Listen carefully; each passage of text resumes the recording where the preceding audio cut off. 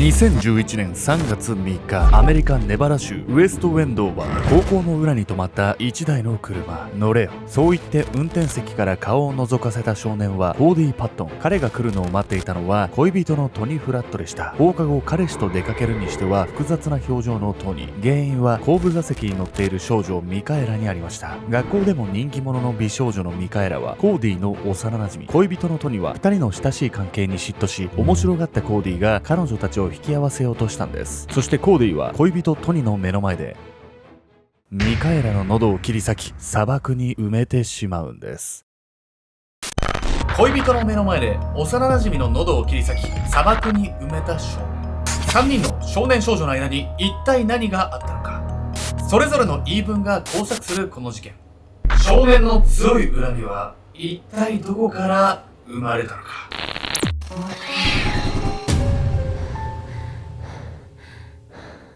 おそすけんちゃです。いやー、みやみかんだ。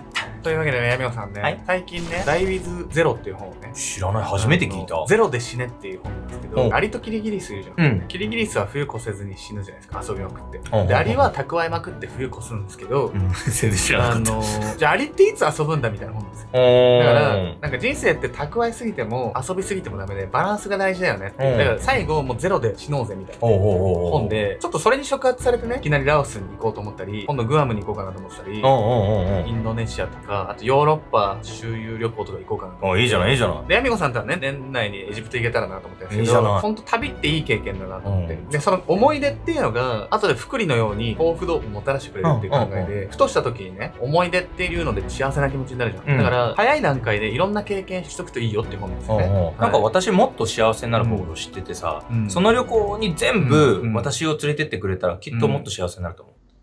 本日ご紹介するのはアメリカで起きた10代の少女の殺人事件について。同じ学校に通っていた少年が恋人と共犯で幼馴染を殺害してしまうという非道な事件なんです。恋人と共犯ってことは何？その関係性になんかいざこざがあったってこと？まさにそうなんです。今回の事件はですね、関係者の証言が二転三転していてね、真実がつかみづらい事件だったんです。この動画をね、見ているそこのあなたも、一体何がこの犯人を突き動かしたのか、そういった観点でね、動画を見ていただければと思います。学校帰りに少女を連れ去ってしまった犯人。発見された少女の遺体は幼馴染同士だった彼らの深い確執を表していたんです。砂漠の結婚。2011年3月6日、アメリカ・ネバダ州ウエストウェンドーバー。あの子ったらどうしたのかしら。時計を見上げ心配そうにつぶやいた女性。彼女が案じているのは娘のミカエラ・コスタンゾのこと。ミカエラは母親と非常に仲が良く、学校から帰る際にはいつもメッセージを送ってくるのですが、その日は何の連絡もなかったんです。学校はそれほど遠くないにもかかわらず、待てど暮らせど帰ってこないミカエラ。彼女は電話にも出なかったため、母親はミカエラの友人に片っ端から連絡を取りますが、彼女の居場所を知る友人は誰一人としていませんでした。ミカエラは学校ではバスケや陸上のスター選手で、友人が非常に多い少女。彼女がどこへ行ったのか誰も知らないことはその時点で異様に思いました。こうしてその日の夜、母親はミカエラの捜索願いを出すんです。もう年頃の女の子ならさ、別に帰り道家族に言わずにさ遊びに行っちゃうことも珍しくはないけど、友達が誰も居場所知らないっていうのはちょっと怖いわね。この後ミカエラは10代の女の子が絶対にね、放課後に遊びに行くような場所ではないところで発見されてしまうんです。母親の通報の後、警察や市民ボランティアが集まり、すぐにミカエラの捜索を開始。ミカエラが最後に目撃されたのは失踪当日の3月3日の夕方5時頃、学校の裏口にいるところ。それ以上の手がかりは何もなく、捜査は難航するかに思われました。しかし捜索開始から2日が経ち、警察が街の外の砂漠に捜査網を広げると、そこで不審な痕跡が見つかったんです。おい、こっちに来てくれ。砂漠の真ん中の砂利採集場の近くで捜索隊が見つけたのはまだ新しいタイヤ痕。その後をたどった先の地面には血痕が飛び散っていたんです。捜索隊はすぐに雑草で覆い隠されたその土が一度掘り返されていることに気がつきました。警察が調査すると、そこには無残にも首を切り裂かれたミカエラの遺体が埋められていたんです。彼女の体には至る所に刺し傷と打撲痕が。ミカエラは腕を結束バンドで縛られており、何者かに拘束され、ここまで連れてこられたように見えました。ちょっと無謀すぎない？めちゃくちゃ痛ぶって殺してるじゃないの。一見すると明確な殺意を感じるんですけど、この後ね、警察はね、犯人をすぐに特定するんです。で、争点となるのは、本当にね、殺意があったかどうかっていうところ、ここがね、重要なポイントになってくるんです。食い違う2人。ミカエラの殺害が明らかになると、警察はすぐに一人の少年に目をつけました。その少年はミカエラと同じ学校に通うコーディ・パットン。ミカエラの携帯には彼女が消息を絶った時間帯にコーディと何度も通話していた記録が残っていたんです。さらにコーディは一人だけ周囲と異なる証言をしていました。ミカエラ、彼氏と一緒に学校の正面玄関にいるのを見ましたよ。コーディはそう説明しましたが、その他の生徒に聞き込みを行うと、誰もが口を揃えてこう言ったんです。ミカエラは校舎の裏にいた。コーディだけが真逆の発言をしているその状況を不審に思った警察は学校の監視カメラをチェックすると、ミカエラが消息不明になったその時間帯にカメラに映っていたのは、彼女とコーディが校舎裏へ向かう姿でした。校舎裏へ向かうミカエラとその後を追うようにして歩くコーディ。彼が嘘をついていたことも含め、何か企んでいたことは明白。警察はすぐにコーディを容疑者として逮捕。尋問が始まると、彼は観念したかのように殺人を自白したんです。正面玄関にいたって嘘ついたのはさ、校舎裏の監視カメラを確認されたらまずいって思ったのかもしれないわよね。目撃者がたくさんいるんだからすぐにバレそうなもんだけどね。ただミカエラの遺体がね、見つかると思ってなくて、そこまでね、言い訳を詰めて考えてなかったんでしょうね。コーディが取り調べで語った犯行動機は次のような内容でした。ミカエラと砂漠に話をしに行きました。彼女はこう言いました。恋人のトニと別れて私と付き合ってほしいと。それで断ったら彼女が怒り出して口論になったんです。そうして揉み合いになる中でミカエラを押し倒してしまい、彼女は頭を打って気絶。コーディは慌ててミカエラを起こそうとしましたが、脈が感じられなかったためパニックになり、シャベルで殴打したと言います。喉を切り裂いたのは殴打したところミカエラがまだ生きており、急に悲鳴を上げたため、そう言って取り乱していたという理由だけで動機を片付けようとしたコーディ。しかしあまりにも残虐すぎる犯行内容に対し、殺意はなかったとする彼の証言はどう見ても不自然でした。そして実はコーディの他にもう一人真実を知っていると名乗り出た人物がいました。その人物とはコーディと同棲していた恋人のトニ・フラット。彼女はコーディの弁護士の事務所を訪れると次のように語ったんです。あの日の放課後、コーディからミカエラを捕まえたって連絡があったんです。それで彼が車で迎えに来て3人で砂漠に向かいました。そう、事件の日、現場の砂漠へ向かったのはコーディと被害者のミカエラだけではなく、恋人のトニを合わせた3人。またコーディはミカエラに交際を迫られたと話していましたが、だとすればミカエラを捕まえたという彼の発言には違和感があります。その言い草はまるでミカエラを無理やり連れ去ったかのよう。犯行は喧嘩の弾みで殺意はなかったと話していたコーディ。一方で恋人のトニが話したその状況は彼の計画的犯行に思えるんです。さらに恋人のトニは自分も犯行に加わったことを明かしました。コーディとミカエラが車から降り話をしてて、私は車の中に残っていたんです。そしたら2人が喧嘩を始めて大きな音が聞こえて、トニが車を降りて様子を見に行くと、気を失った被害者ミカエラの隣でコーディがシャベルで穴を掘っていたといいます。その後ミカエラが一度意識を取り戻したため、2人がかりで彼女に暴行を加え殺害。そのままコーディが掘った穴に埋めてしまったというんです。恋人トニの発言を録音していたコーディの弁護士は警察にそのテープを提出。彼女は逮捕され、コーディと同じく殺人罪で起訴されることに。亡くなったミカエラはさ、喉切り裂かれて殺されたんでしょ、絶対にさ、喧嘩の弾みでなんて嘘じゃない。これも恋人のトニの方が言い分が正しい気がするわよ。だとしたらね、なぜコーディはミカエラを殺そうと思ったのか。裁判ではコーディとその恋人のトニがそれぞれ食い違った証言をするんです。不健全な関係。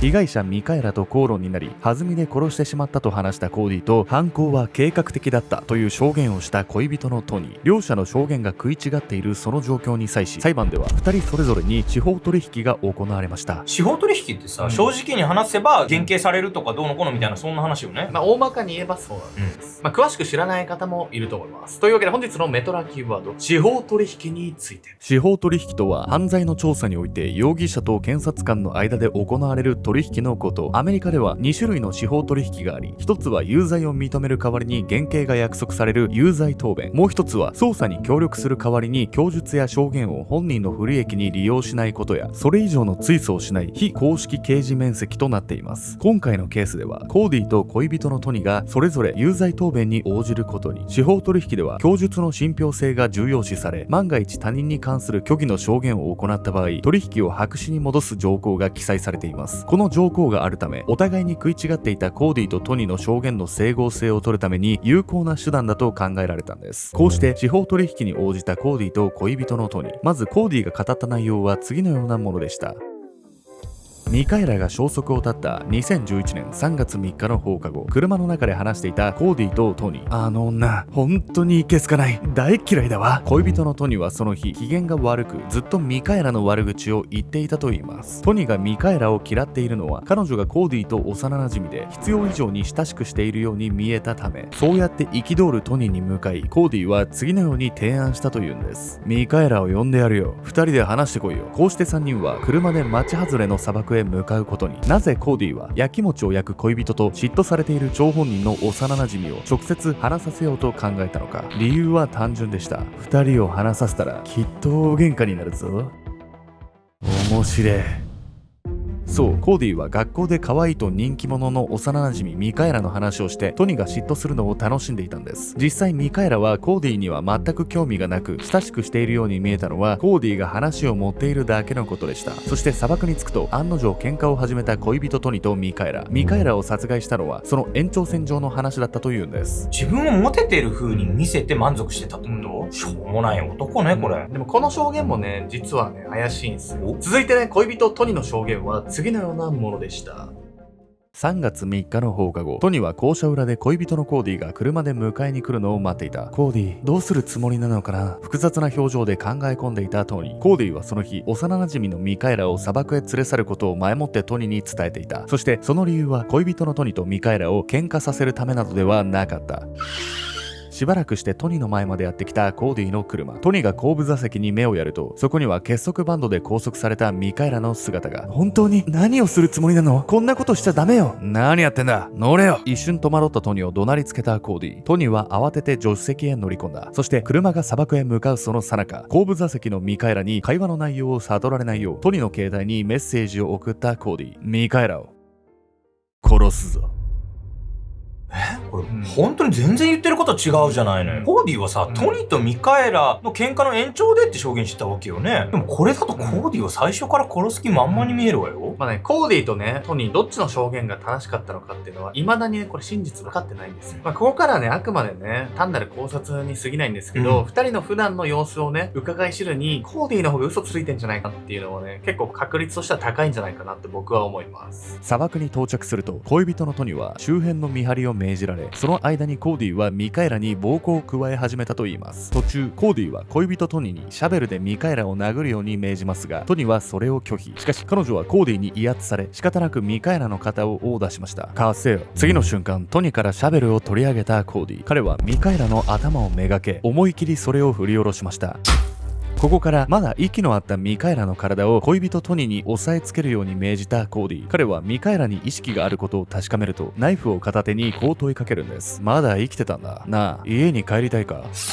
そしてミカエラが答えるよりも早く、彼はその喉元を切りつけました。トニによると、コーディは初めから被害者ミカエラを露骨に嫌っていたといいます。そしてトニは自身と恋人コーディの関係をこう語っていました。コーディは常に自分が上の立場にいないと気が済まないんです。彼の命令に従わないと私がひどい目に遭わされると思ってしまって。トニが言うには、コーディは日常的に彼女に DV を働いていました。その話は真実である可能性が高く、その証拠にコーディがトニに暴力を振るう姿は学校の監視カメラにも何度か映っていたんです。これはトニの言い分の方が限りなく正しいように思えるんだけど、そもそもコーディはなんでミカエラのことをそんな嫌ってたわけ？この二人はね、幼馴染というのはあったんですけど、何かトラブルがあったっていう話はね、出てこなかったんです。まあ、ただでさえね、コーディとトニのね、証言が食い違ってるんで、今後もね、真実がね、明らかになるかっていうと、ちょっとわからないんです。なのでね、この動画を見ているそこのあなたも、一体どっちが本当の証言なのか、何か違和感はないか、そういった観点でね、動画をね、改めて理解していただければと思います。事件から約1年後の2012年4月、トニは第2級殺人で有罪となり、最低18年仮釈放なしの終身刑に。翌月、コーディは第1級殺人で仮釈放なしの終身刑となりました。結局、判決としては恋人トニの証言が支持される結果となりましたが、依然として両者の言い分は食い違ったまま、真相は曖昧なまま、事件は終結することになったんです。もしトニの証言が真実だとしたら、彼女は本当に殺人に加担するしかなかったのでしょうか。それは当事者である彼女にしか分かり得ない心理なのかもしれません。あなたは身近な人に支配され従うしかなかった経験はありますか？